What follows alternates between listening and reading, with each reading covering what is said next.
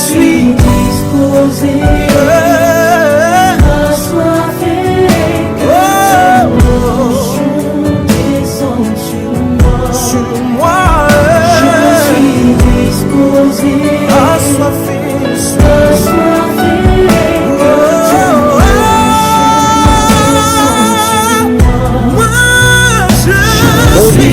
En Christ, c'est vraiment une joie pour moi de partager la parole de Dieu avec vous en cette soirée dominicale, parce que nous avons pour objectif de parler de Jésus-Christ de Nazareth, de l'annoncer à temps et à contre-temps, contre tout vent contraire. Je suis Michael Bogu, disciple de Christ, serviteur du Dieu vivant, et je m'appelle esclave de Jésus-Christ de Nazareth. Voilà. Je suis là ce soir pour que nous puissions partager la parole de Dieu. Nous avons partagé la parole de Dieu sur l'ascension de Christ, c'est-à-dire sa mort, sa résurrection, et son exaltation, son enlèvement, son ascension ou sa montée au ciel. Et maintenant, nous allons partager la parole de Dieu sur la Pentecôte. Parce que les chrétiens doivent savoir ce qu'est la Pentecôte et ce qu'elle n'est pas. Voilà. Donc nous allons faire des séquences sur la Pentecôte durant toute cette semaine pour que vous soyez informés de ce qu'est la Pentecôte et ce qu'elle n'est pas. Que l'Éternel vous bénisse. Père éternel et tant aimé, bénis mes frères et sœurs, amis et connaissances. Bénis les païens, ceux qui ne te connaissent pas, qui viennent écouter cette parole, afin que ta puissante main les touche.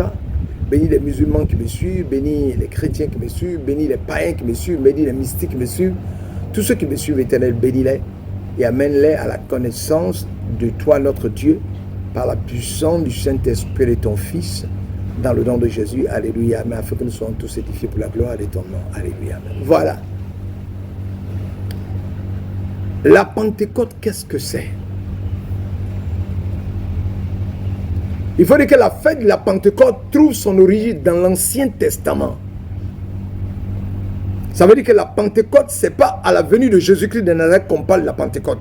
La Pentecôte existait déjà dans le monde juif avant que Christ n'arrive. Mais comme Christ, il est là avant que la Bible soit écrite, on veut dire que Christ était là, mais la Pentecôte était exprimée déjà dans l'Ancien Testament. Ça, on doit le savoir. Et il faut savoir que c'était une fête juive. On l'appelle encore Shavuot. C'est le nom de la Pentecôte, ça. Elle avait lieu 50 jours après la Pâque, que les Juifs appellent la Pessa. C'est-à-dire Jésus-Christ est venu. Il est mort, ressuscité 3 jours après. Pendant 40 jours, il s'est présenté à ses disciples.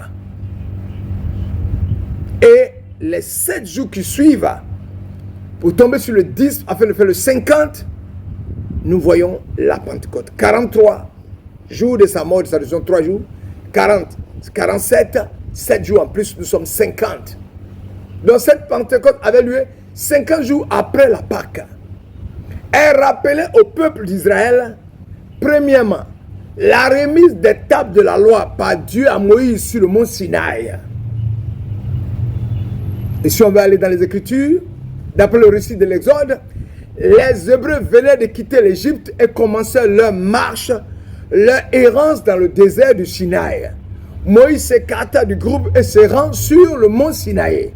Là, Yahvé, le Dieu Tout-Puissant, lui apparaît, lui ordonne de tailler 2 tablettes de pierre sur lesquelles Yahvé grave les 10 commandements.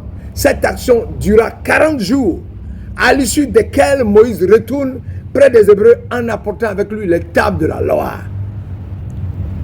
Donc la Pentecôte était fêtée sur la base des commandements que Dieu avait donnés à Moïse sur le mont Sinaï.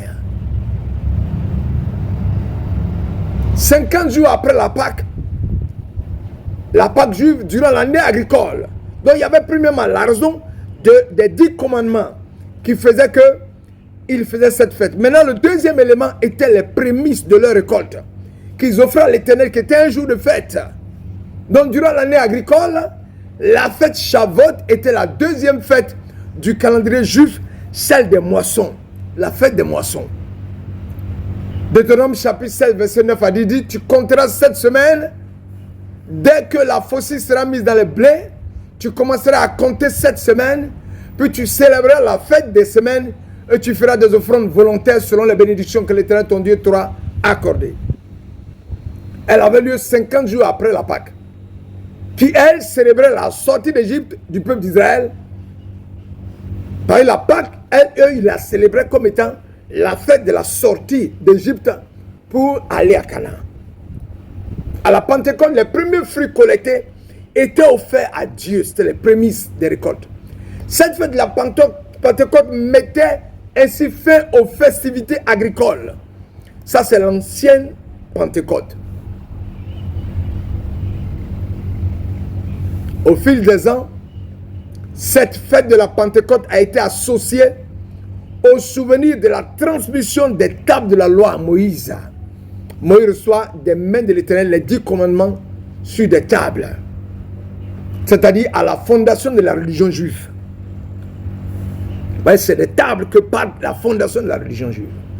La fête de la Pentecôte, qui était la fête des moissons, est alors devenue la célébration de l'alliance ancienne entre le Seigneur et son peuple. Ça, c'est la fête de la Pentecôte, qui était la fête des moissons. Elle est alors devenue la célébration de l'alliance ancienne entre le Seigneur et son peuple.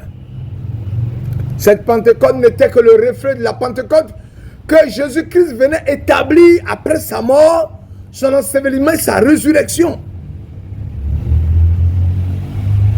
Cette Pentecôte n'était que le reflet de la Pentecôte que Jésus-Christ venait établir après sa mort, son ensevelissement et sa résurrection. Jésus transforme la Pentecôte juive, fait des moissons, en une Pentecôte de l'effusion du Saint-Esprit après sa montée au ciel. Voilà ce qu'est la Pentecôte. Là, la Pentecôte qui vient du mot Penta, c'est le 50e jour, puisqu'elle a lieu 50 jours après la Pâque, elle est la promesse de Jésus-Christ d'une requête faite auprès de Dieu le Père. Requête qui consistait à demander à Dieu le Père d'envoyer son Saint-Esprit sur ses disciples, commencer la moisson, prêcher Jésus-Christ, évangéliser. La Pentecôte est la célébration de la puissance de Dieu qui survient, c'est-à-dire un don gratuit, le cadeau de Dieu à ses enfants. C'est ça qu'est la Pentecôte. Et qu'est-ce s'est-il passé à la Pentecôte? Actes chapitre 1, verset 8. Mais vous recevrez une puissance, le Saint-Esprit, survenant sur vous, et vous serez mes témoins à Jérusalem, dans toute la Judée, dans la Samarie, jusqu'aux extrémités de la terre. La promesse de Jésus, prédication. En une phrase, Jésus a promis de revêtir chacun de ses disciples de la puissance nécessaire pour devenir ses témoins. C'est le jour où l'Esprit Saint que Jésus-Christ avait promis à ses disciples est descendu et a rempli les disciples de Jésus. Selon Actes chapitre 2, verset 8, quand le jour de la Pentecôte arriva, les disciples étaient tous rassemblés au même endroit. Tout à coup, un grand bruit survint du ciel. C'était comme si un violent coup de vent s'abattait sur eux et remplissait toute la maison où ils se trouvaient assis. Au même moment, il vit apparaître des sortes de langues qui ressemblaient à des flammèches, des flammes comme des mèches. Elles se séparaient, allaient se poser sur la tête de chacun d'eux. Aussitôt, ils furent tous remplis du Saint-Esprit et commençaient à parler dans différentes langues. Chacun s'exprimait comme le Saint-Esprit lui donnait de le faire. C'est le jour où les appelés de Dieu ont reçu l'onction suprême du Dieu vivant. C'est aussi ce jour où l'Église est née. Ce jour-là, l'Esprit de Dieu est descendu sur les 120 premiers disciples de Jésus. Ils ont commencé à parler à haute voix dans les langues du monde entier. Cela a créé une telle agitation que les milliers de personnes qui se trouvaient à Jérusalem à l'époque sont sorties pour voir ce qui se passait. Devant la foule assemblée, Pierre, rempli de la puissance d'en haut, amené par le Fils de Dieu, prononça le premier message de l'Évangile, et 3000 furent ajoutés à leur nombre ce jour-là. Actes chapitre 2, verset 41. Depuis ce dimanche de Pentecôte, le nombre d'évangélistes n'a cessé de croître. La Pentecôte juive avait lieu 50 jours après la fête de Pâques, Pécha juive. Jésus avait été crucifié à Pâques, ressuscité. Il était apparu à ses disciples et devait monter vers le Père. Alors 50 jours après, il envoie le Saint-Esprit sur ses disciples, ce qui concorde avec le jour de la Pentecôte, qui était 50 jours après la résurrection de Jésus. C'était pendant ces 50 jours que les disciples de Jésus ont été convaincus que le Christ était ressuscité des morts. Le dimanche de Pentecôte, ils ont parlé publiquement et l'histoire du monde a changé. La résurrection de Jésus a bouleversé notre vie et affecté positivement l'humanité tout entière sur tous les plans. Voilà ce que le Seigneur veut que je donne donc comme introduction de la Pentecôte. Que l'Éternel vous bénisse, que sa grâce soit sur vous et que Dieu même façonne votre existence, vous remplisse de sa présence et que le fusion du Saint-Esprit soit le début d'un changement pour vous, pour avancer en gagnant des âmes, en sauvant des âmes, en bénissant et en glorifiant le nom de Dieu. Que la puissance soit nous pour que nous guérissions les malades, nous dégageons les démons, nous libérons les corps. Et la puissance et la fusion de Dieu se manifeste, le Saint-Esprit manifeste pour que les dons spirituels ne soient pas gardés, mais soient libérés pour l'avancement et l'édification du corps de Christ dans le nom puissant de Jésus. Alléluia. Que l'Éternel vous bénisse en vous rend grâce et qualité. À très bientôt. Père, bénis mes frères, soit avec eux. Au nom de Jésus, recevez le Saint-Esprit et soyez les témoins de Jésus-Christ partout dans le monde afin de gagner des âmes pour sauver l'humanité. Alléluia. Amen.